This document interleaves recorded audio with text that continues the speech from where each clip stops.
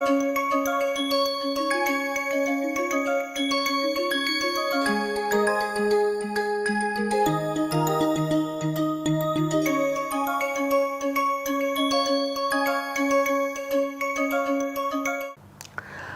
everyone, welcome to today's class. Before we proceed further, we briefly look at what we did last time, and I hope that you had the chance to go through that on your own based on what I discussed in the last class.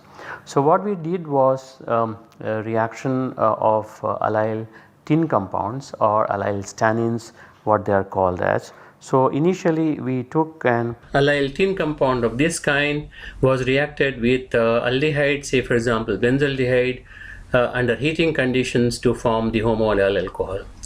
This required heating, but if we look at the reactions that we discussed, in which the allyl tin species had a Lewis acidic character like this, which was prepared by reacting allyl bromide or allyl halide with tin or tin halide, then these kinds of species which have inbuilt Lewis acidic character did not require heating to transfer the allyl group to the aldehyde, because there was a chelation between oxygen and the Lewis acidic part of the reagent or the allyl tin compound.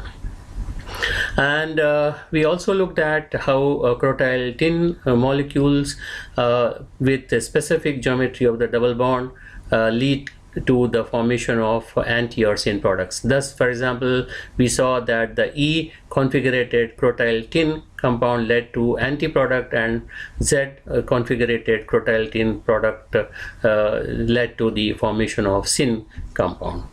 Now we also saw that if we take a crotyl compound in which the metal part is either zirconium, chromium or titanium, then irrespective of the geometry of the crotyl, this particular double bond here, E or Z, eventually what was found that it leads to the formation of the E configurated crotyl molecule. There is an equilibration between the two of them, and then that leads eventually to the formation of antiproduct. Also we saw that crotyl tin compounds, whether it is E or Z, if it is reacted with carbonyl compound in the presence of a Lewis acid, then we get syn product as the major product, irrespective of the geometry of the crotyl compound. So this is how we saw a variety of reactions of allyl and crotyl tin compounds and crotyl compounds containing other metals like zirconium, chromium, or titanium. So we will now proceed further today, looking at the allyl silanes, for example. Now in the case of allyl silanes of this type here, there are many interesting reactions apart from, of course, normal allylations. Since silicon is more electropositive than carbon, it exerts a considerable electronic effect on carbons alpha and beta to it in an organic molecule. So see, for example, if you have a silicon here, see you have something like this, then you can expect this alpha position here to be very specifically converted to an anion, for example. So you can have very easily generating an anion alpha to the silicon. In a similar fashion, if you can somehow manage to generate a cation, and if that happens to be on the beta position, then of course this particular beta carbocation here with respect to the silicon is also an important kind of contribution for the silicon based reagents and their reactions. So silanes which can be activated in the alpha position lead to stabilized carbanions, and therefore they allow the reaction of an electrophile to react on that carbon ion. So irrespective of whether there is an allyl group or not, if you can generate the anion alpha to the silicon here, then we can expect that the E plus will react in this fashion to give the electrophile attached to the carbon alpha to the silicon group. Now as I said that you can stabilize the carbocation beta to the silicon, and say you have a substrate something like this here, or this is a vinyl silane, and you have an aryl silane of this type here. Say you have aryl silane or an allyl silane, or say alkynyl silane, you have here something of this type, or this kind of substrate that we have, then you can expect that, for example, this can lead to the formation of a carbocation in here if the electrophile attaches to the carbon here. So we can expect that you have an electrophile attaching, and of course we generate the carbocation at the beta position. So this is alpha, this is beta. So likewise in this also, and of course in here also we can generate the cation at the beta position, which is then stabilized by the silicon. So among all others, basically different types of reagents, generally there is a lot of reactivity with respect to allyl silanes as well as vinyl silane, of course. So we will first consider the an anion formation alpha to the silicon in an allyl silane substitutions type of starting materials, and of course and also beta cationic charges. Both of these charges that we will consider with respect to the silicon and then see the reactivity of it. Now organosilanes display a very useful alternatives or attractive properties that with respect to the other organometallic reagents. These reagents, allyl silanes or vinyl silanes, are more stable, and they are moisture and air stable compared to other organometallic reagents. They can be easily prepared from wide range of starting materials, and of course they have low toxicity with in comparison to many other reagents, and they actually lead to rich and diverse chemistry, which can easily be understood and rationalized by relatively a small number of fundamental properties of silicon. Basically, as we have discussed earlier, that anion alpha to silicon and cation beta to silicon are stabilized, and of course we can have transition states which are well defined transition states with respect to cyclohexane chair form, and that also helps in rationalizing the product formation.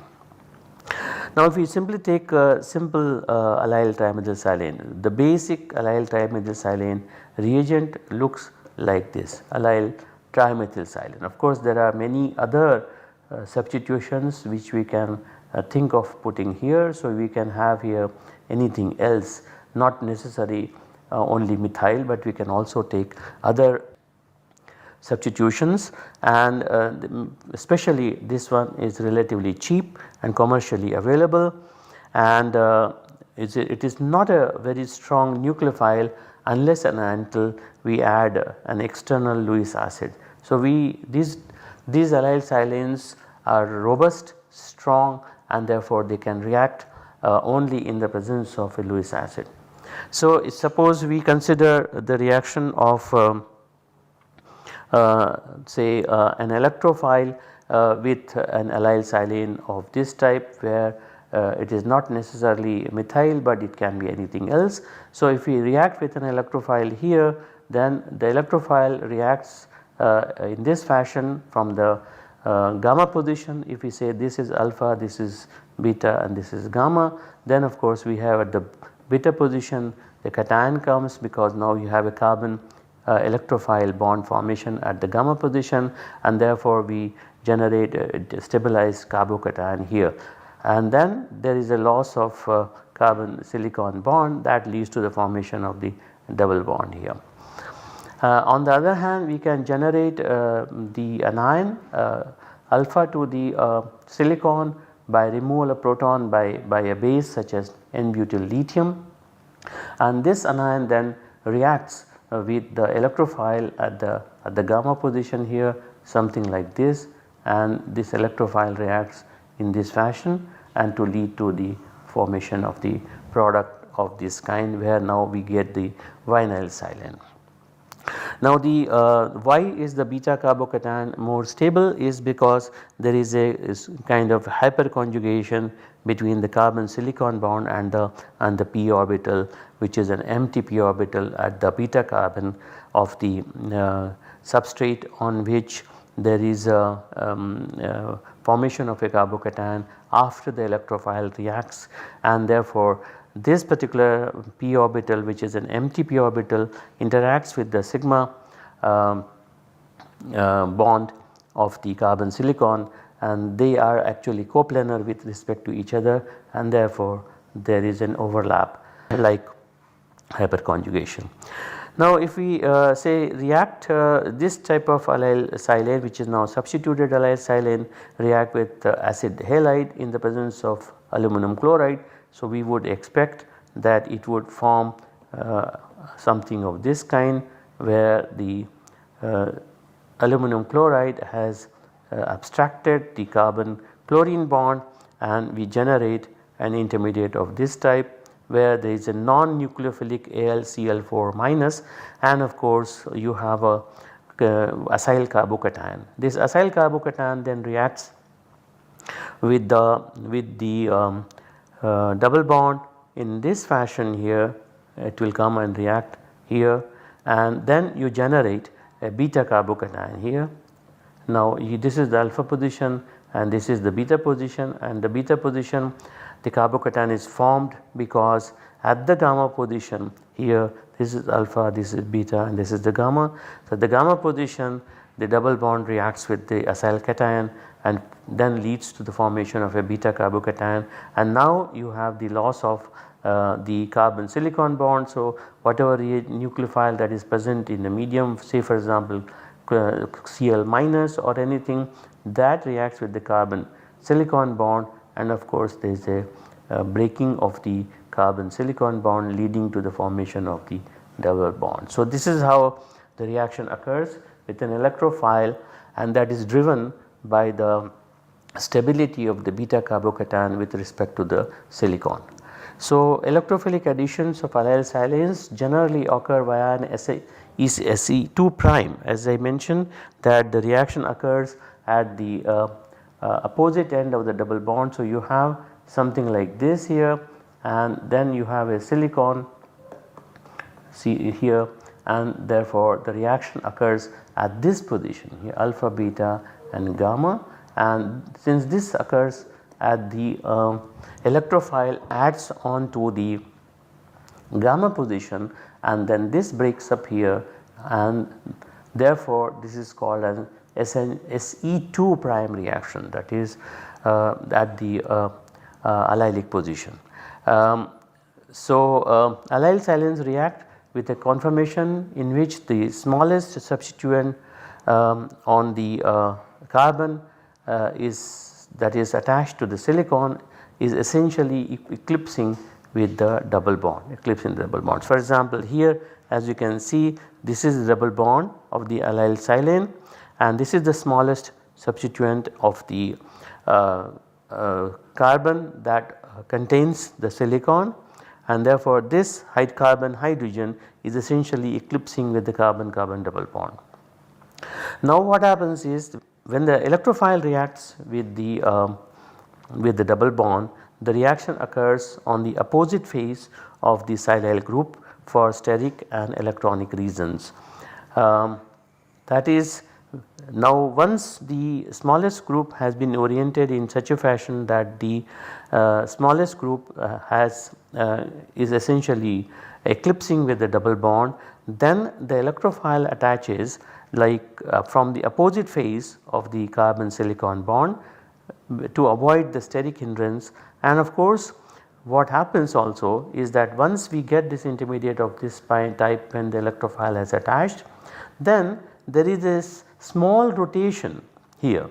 The carbon silicon bond rotates here like this here, so that there is an overlap between the carbon silicon bond and the p orbital, just the way as we saw earlier, in order for hyperconjugation type of effect to occur. So, and that leads to the formation of the double bond. So, this overlap of the carbon silicon sigma bond to the empty p orbital of the carbocation is very important, and that can happen only by slight rotation around the carbon bond in such a way that the carbon silicon bond overlaps with the p orbital.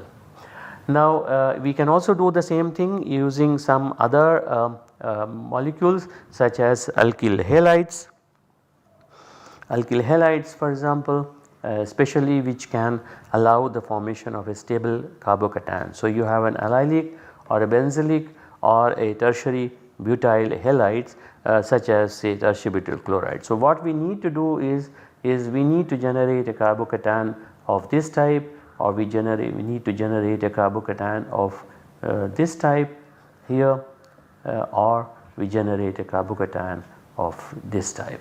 So, you have an allylic carbocation, benzylic carbocation, or say tertiary carbocation, because they are stable and therefore they can easily be produced.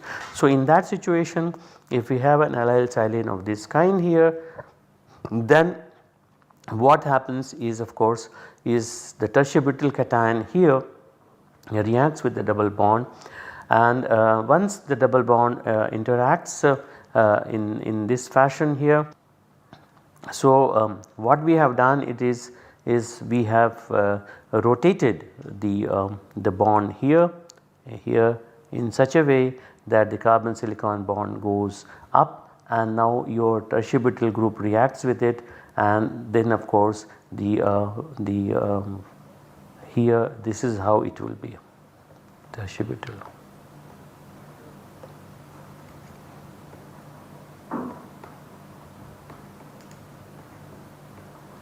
And then we of course get the product which is like this. That means since the carbon silicon bond is pointing upward, so the double bond interacts with the tertiary butyl cation from the opposite phase and from below. That is why the tertiary butyl group has come below here, and we generate a carbocation at this center here, and that will then interact with the carbon silicon bond sigma bond to lead to the formation of the double bond. This is how the product forms. Now the reaction of course has to be seen through open transition state, and then energies of other conformations have to be considered in each case. So, this is how it happens. Then the reaction occurs when the Lewis acid interacts with the aldehyde, then reaction occurs via the gamma carbon atom in this fashion. Now the mechanism can be understood if we take the HOMO, the highest occupied molecular orbital of the allyl substrate, then we can say that this is the carbon silicon bond here, and this is the double bond, and we are talking about the HOMO of the double bond here. And if we take the LUMO of the carbonyl group, then of course when the Lewis acid interacts with the oxygen here, then we can write the pi star LUMO of the aldehyde in this fashion, where there is an interaction with the p pi p pi interaction and leading to the formation of the sigma bond here, and then of course we generate a carbocation on this particular carbon atom, which then of course when the nucleophile reacts, the carbon silicon bond breaks and then we generate a double bond here. So this is how the mechanism looks like, and this is basically nothing but the beta silicon effect, and this carbon silicon bond and the positive charge, the p orbital here, they interact like hyperconjugation.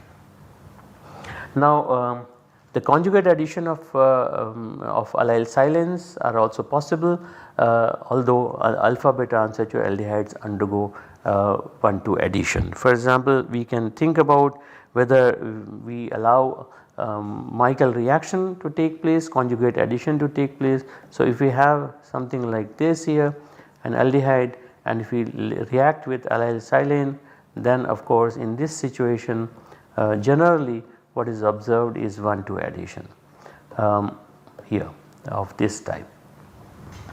So this is 1,2 addition. So you have 1, 2, 3 and 4, and therefore 1,2 addition takes place. This is the 1,2 addition product.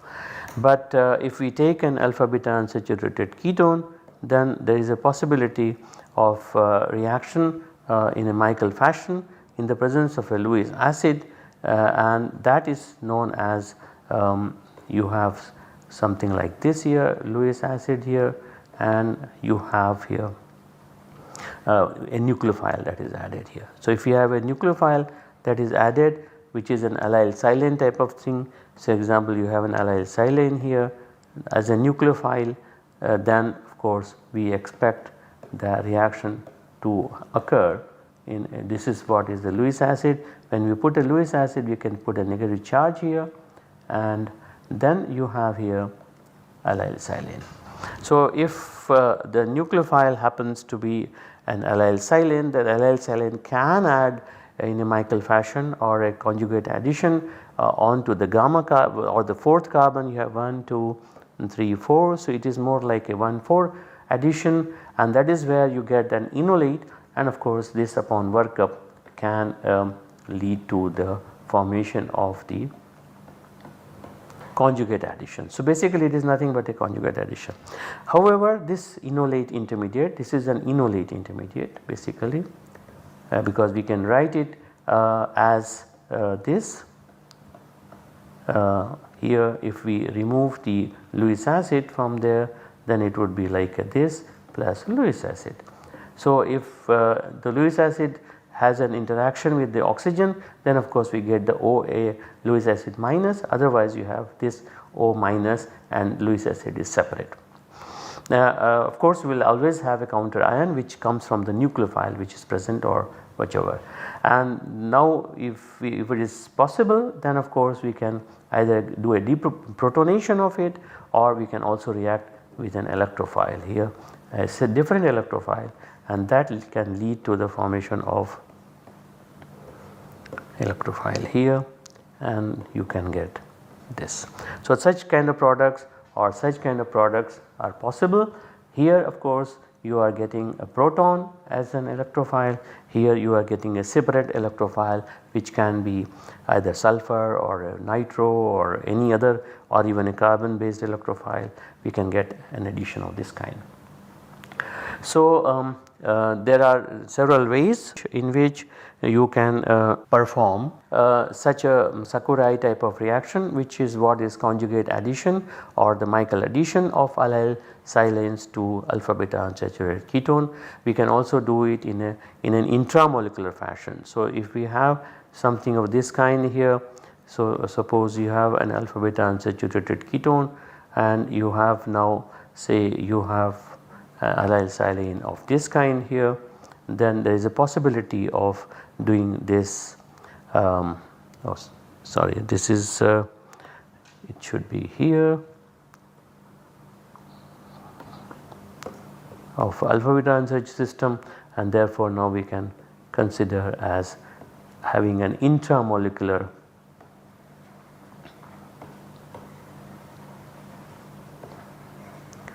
intramolecular Michael addition of allyl silanes or intramolecular what is called as Sakurai reaction.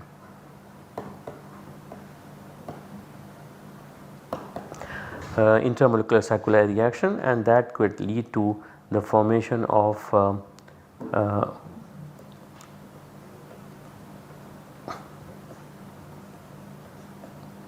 this type of product. Now we can see that the new centers which are asymmetric centers which are being created here, and therefore there is a possibility of looking at them from the point of view of the various transition states that one can think about it in all these reactions. So there is a possibility of cyclization which is proceeding via very well defined transition states, and therefore the stereoselectivity has been found to be excellent.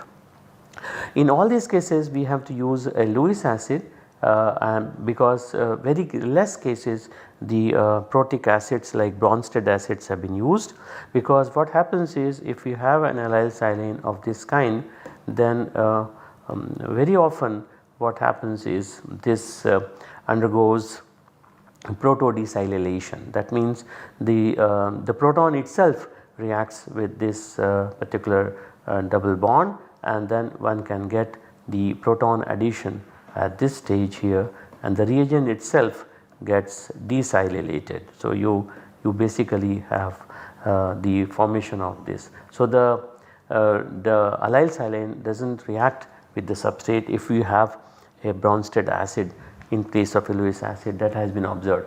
However, there is an exception in this case. For example, in fact the Lewis acid was not found to be useful in this case, and they found that substrate of this kind reacts with methane sulfonic acid at low temperature, and that gives a product of this kind in 88% yield, in which the diacetyl selectivity was more than 95%. What they understood or they rationalized is through a favored transition state. Possibly everything is lined up here, and this substrate allows immediately a protonation through the Bronsted acid like methane sulfonic acid to the aldehyde, and the aldehyde when upon protonation forms a particular part in this fashion, which now the dipole of this is oriented opposite to the dipole of this particular carbon oxygen bond to avoid the dipole-dipole interaction, and therefore this allyl silane moiety here being Z in orientation, and therefore the hydrogen here and the hydrogen here are cis oriented, because the double bond here is of course also going to be Z oriented here. This is the part which is the double bond part, and when this interacts here the hydrogen is oriented above, and therefore this and this are cis to each other, and that is where the hydrogen here is cis to the hydrogen here, and that this particular favored transition state leads to the formation of the product that is rationalized here. So this is an exception, but of course in majority of the cases the reaction needs a Lewis acid. So we will stop at this stage, and we will take up the other aspects of the allyl silane addition next time. Till then you can go through this, and if you wish you can see the reference here which I have mentioned, and see the details of this particular reaction. Till then you take care, and we will see next time. Bye. Thank you.